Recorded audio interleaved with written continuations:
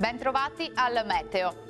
Un'intensa perturbazione atlantica raggiunge l'Italia e dunque il tempo peggiorerà in maniera decisa nella giornata di martedì 15 ottobre. Nel dettaglio sul Veneto avremo qualche spazio soleggiato in più al mattino.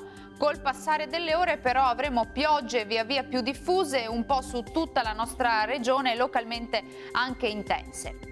Temperature minime tra 12 e 16 gradi, valori massimi compresi invece tra 15 e 22 gradi. Ci spostiamo ora sul Friuli Venezia Giulia, dove non cambia di molto la situazione, infatti avremo temporali frequenti fin dal mattino e in intensificazione in giornata, attenzione a possibili fenomeni anche forti. Temperature minime tra 14 e 17 gradi, massime comprese invece tra 18 e 19 gradi. Uno sguardo infine al Trentino Alto Adige, dove appunto anche qui non cambia la situazione con tempo perturbato un po' su tutta la regione, vedete. Temperature minime sui 9 gradi, valori massimi invece sui 16 gradi circa.